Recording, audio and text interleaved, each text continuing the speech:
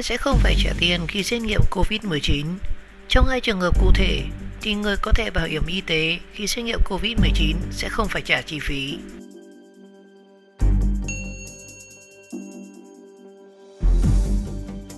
Chiều ngày 30 tháng 7 thì Thứ trưởng Bộ Y tế Nguyễn Trường Sơn vừa công bố công văn gửi Bảo hiểm xã hội Việt Nam về việc thanh toán chi phí xét nghiệm COVID-19. Theo đó, thì Bộ Y tế đề nghị Bảo hiểm xã hội Việt Nam chỉ đạo Bảo hiểm xã hội các tỉnh, thành phố tạm thời thanh toán chi phí thực hiện xét nghiệm COVID-19 cho người có thẻ bảo hiểm y tế trong hai trường hợp. Cụ thể thì người bệnh phải thực hiện các biện pháp cách ly y tế, cưỡng chế cách ly y tế và trường hợp mắc COVID-19 đang khám chữa bệnh tại các cơ sở y tế sẽ được bảo hiểm thanh toán chi phí xét nghiệm. Và bên cạnh đó thì các trường hợp được cơ sở y tế chỉ định thực hiện xét nghiệm theo hướng dẫn của Bộ Y tế cũng được chi trả chi phí này. Và hai loại hình dịch vụ sẽ được Bảo hiểm xã hội thanh toán chi phí là phương pháp real-time PCR 734.000 đồng trên một mẫu và test nhanh 238.000 đồng một mẫu. Trước đó thì Bộ Y tế cũng đã đề nghị Giám đốc Sở Y tế các tỉnh, thành phố triển khai rà soát năng lực xét nghiệm. Các nguồn lực xét nghiệm tại chỗ cần chuẩn bị bao gồm cơ sở vật chất, trang thiết bị, nhân lực và điều kiện an toàn sinh học cấp 2. Việt Nam có 118 đơn vị đủ năng lực để xét nghiệm, trong đó thì có 66 phòng đủ khả năng xét nghiệm khẳng định. Và bên cạnh đó thì các đơn vị cần đầu tư nâng cấp phòng xét nghiệm và phương tiện, thiết bị, sinh phẩm trong trường hợp cần thiết để thực hiện xét nghiệm SARS-CoV-2 đảm bảo hiệu quả và tránh lãng phí nguồn nhân lực. Theo Phó Giáo sư Tiến sĩ Nguyễn Vũ Trung, Phó Giám đốc Bệnh viện nhiệt đới Trung ương, khi chưa có vaccine thì các kỹ thuật xét nghiệm là phương tiện đặc biệt quan trọng giúp xác định ca bệnh, chẩn đoán, điều trị và phòng lây lan virus.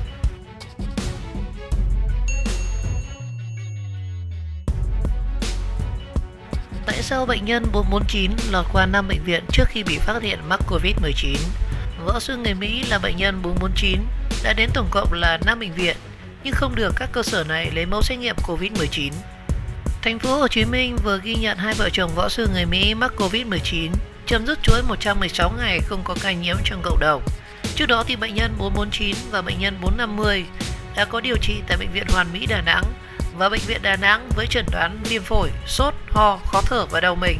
Và sau gần 1 tháng thì bệnh nhân được chuyển đến Bệnh viện Chợ Rẫy, Thành phố Hồ Chí Minh. 10 giờ sau thì bệnh nhân được yêu cầu sang Bệnh viện Triều An và Bệnh viện Quốc tế City, quận Tân Bình, Thành phố Hồ Chí Minh. Và sau 6 ngày khi nhập viện Bệnh viện Quốc tế City, võ sư được lấy dịch mũi, họng và gửi Bệnh viện nhiệt đới Thành phố Hồ Chí Minh xét nghiệm và ghi nhận mắc COVID-19. Khi Bộ Y tế công bố lịch trình của hai bệnh nhân, nhiều người đặt vấn đề tại sao võ sư này lọt qua tận 5 bệnh viện nhưng không đơn vị nào làm xét nghiệm. Và lý giải về vấn đề này thì bác sĩ Nguyễn Trí Dũng, Giám đốc Trung tâm Kiểm soát Bệnh tật Thành phố Hồ Chí Minh (HCDC) cho biết, bệnh nhân được chuyển vào Thành phố Hồ Chí Minh vào ngày 20 tháng 7 và thời điểm này thì Đà Nẵng và Thành phố Hồ Chí Minh chưa ghi nhận ca mắc COVID-19 trong cộng đồng. Và qua điều tra bước đầu tại bệnh viện, yếu tố dịch tễ của bệnh nhân lúc này chưa xác định rõ.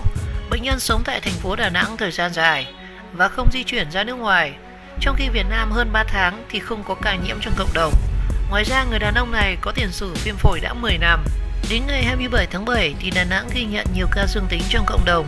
Nhận thấy bệnh nhân có dấu hiệu nghi ngờ thì Bệnh viện Quốc tế City đã lấy dịch mũi, họng của hai vợ chồng để xét nghiệm COVID-19 và cả hai cũng được chuyển sang Bệnh viện nhiệt đới Thành phố Hồ Chí Minh như trường hợp dương tính.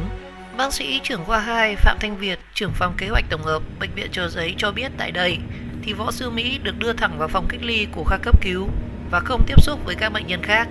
Đồng thời thì nhân viên y tế tiếp nhận bệnh nhân này có mang trang phục bảo hộ tương tự ca dương tính. Và thời gian này thì vợ bệnh nhân từng mua đồ ăn ở căng tin bệnh viện và có đeo khẩu trang. Phó giáo sư bác sĩ Tăng Trí Thượng, Phó Giám đốc Sở Y tế Thành phố Hồ Chí Minh cũng cho biết khi qua Bệnh viện Triều An thì bệnh nhân này được chuyển thẳng vào phòng cách ly áp lực âm trước khi qua cơ sở y tế thứ 5.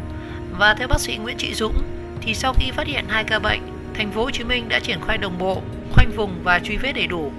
Và đến nay thì Thành phố Hồ Chí Minh đã kiểm soát được tình hình. Và đến chiều ngày 29 tháng 7 thì HCDC đã lấy mẫu xét nghiệm của 6.000 người trở về từ Đà Nẵng, 9.000 trường hợp đã khai báo y tế.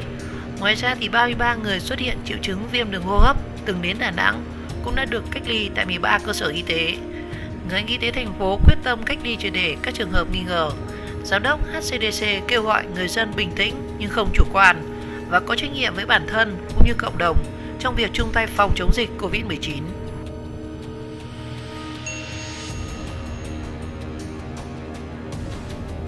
bởi bệnh nhân mới đã đi đâu trước khi phát hiện mắc Covid-19. Trong số 7 bệnh nhân mắc Covid-19 vừa được công bố, thì 5 người có liên quan đến việc trực tiếp đến Bệnh viện Đà Nẵng. 18 giờ ngày 28 tháng 7, Bộ Y tế công bố Việt Nam đã có thêm 7 ca mắc Covid-19 trong cộng đồng.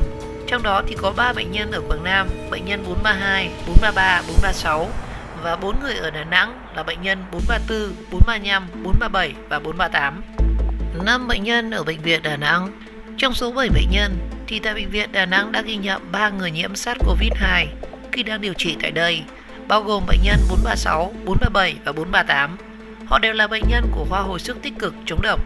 Vào ngày 27 tháng 7 thì các bệnh nhân được lấy mẫu xét nghiệm và kết quả dương tính với SARS-CoV-2. Ngoài 3 bệnh nhân tại viện thì một người phụ nữ chăm chồng điều trị tại phòng 722 tầng 7 khoa thần kinh Bệnh viện Đà Nẵng từ ngày 13 đến ngày 17 tháng 7 cũng nhiễm virus. Đó chính là bệnh nhân 433, 67 tuổi ở xã Điện Thọ, thị xã Điện Bàn, tỉnh Quảng Nam.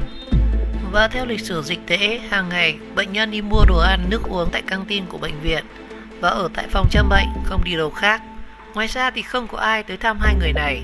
Và đến ngày 17 tháng 7 thì chồng bệnh nhân xuất viện, thuê xe dịch vụ trở về nhà. Và 3 ngày sau, tức là ngày 20 tháng 7, thì bệnh nhân có biểu hiện ho, sốt nhẹ nên đã gọi y tế tư nhân đến điều trị tại nhà một lần trên một ngày. Ngày 25 tháng 7 thì gia đình thuê xe dịch vụ đến khám tại Bệnh viện Đa khoa Vĩnh Đức, Quảng Nam. Trên xe thì có lái xe và con gái của bệnh nhân. Bệnh nhân 433 được khám và nhận viện tại tầng 2, Bệnh viện Đa khoa Vĩnh Đức. Phòng bệnh chỉ có mình bệnh nhân. Bà này thì có đeo khẩu trang từ nhà đến lúc vào phòng bệnh. Ngày 27 tháng 7 thì nữ bệnh nhân được lấy mẫu xét nghiệm và một ngày sau kết quả là dương tính với SARS-CoV-2. Sau đó thì bệnh nhân được chuyển cách ly và điều trị tại khu cách ly của Bệnh viện Đa khoa khu vực Quảng Nam.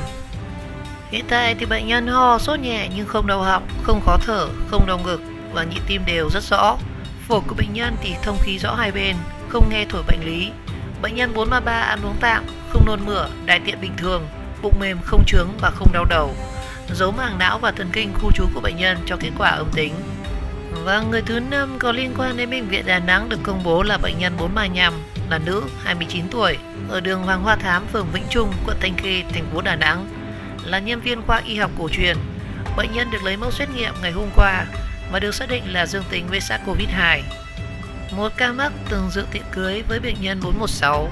Theo điều tra lịch sử dịch tễ thì bệnh nhân 432, 63 tuổi, nữ, ở thị trấn Ái Nghĩa, huyện Đại Lộc, tỉnh Quảng Nam, có liên quan đến bệnh nhân 416. Vào ngày 18 tháng 7 thì bệnh nhân này tham dự tiệc cưới tại trung tâm tiệc cưới và hội nghị For You Place, quận Hải Châu, thành phố Đà Nẵng bằng ô tô 7 chỗ và tiếp xúc với 6 người trên xe. Ngày 22 tháng 7 thì bệnh nhân đi chợ ngã tư Bốn Nghĩa, thị trấn Ái Nghĩa, huyện Đại Lộc, tỉnh Quảng Nam. Hôm sau thì cháu ruột cùng với bé gái trú tại quận Cẩm Lệ, thành phố Đà Nẵng về thăm người này. Và đến tối ngày 24 tháng 7 thì bệnh nhân 432 đi chùa Giác Nguyên, khu 2 thị trấn Ái Nghĩa, huyện Đại Lộc, tỉnh Quảng Nam. Sau khi đi chùa thì đến 20 giờ cùng ngày, bệnh nhân được con trai đưa về nhà cậu tại khu 2 thị trấn Ái Nghĩa, huyện Đại Lộc, tỉnh Quảng Nam.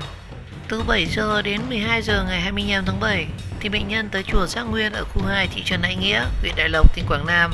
Và đến ngày 26 tháng 7 thì bệnh nhân cách ly y tế tại khu cách ly tập trung huyện Đại Lộc. Ngày 27 tháng 7 thì bệnh nhân xét nghiệm axit nucleic cho kết quả dương tính với SARS-CoV-2. Sau đó thì bệnh nhân 432 đã được chuyển cách ly và điều trị tại Bệnh viện Đa khoa miền núi phía Bắc Quảng Nam. Hiện tại thì bệnh nhân không có các biểu hiện sốt, ho, đau họng, khó thở, đau ngực, đau đầu. Nhịp tim bệnh nhân đều và rõ. Ngoài ra thì phổi bệnh nhân thông khí rõ hai bên, không nghe thổi bệnh lý. Bệnh nhân 432 vẫn ăn uống bình thường, không nôn mửa, đại tiện bình thường. Dấu màng não và dấu thần kinh khu trú của bệnh nhân cho kết quả âm tính. Ca bệnh thứ 434 là nữ, 71 tuổi, địa chỉ ở phường An Hải Đông, quận Sơn Trà, thành phố Đà Nẵng. Ngày 26 tháng 7 thì bệnh nhân thấy mệt, bị ho và sốt, điều trị tại Bệnh viện 199 Bộ Công an. Và 21 giờ cùng ngày thì bệnh nhân được chuyển đến Trung tâm Y tế quận Sơn Trà, thành phố Đà Nẵng. Và ngày 27 tháng 7, bệnh nhân được lấy mẫu xét nghiệm và kết quả dương tính với SARS-CoV-2.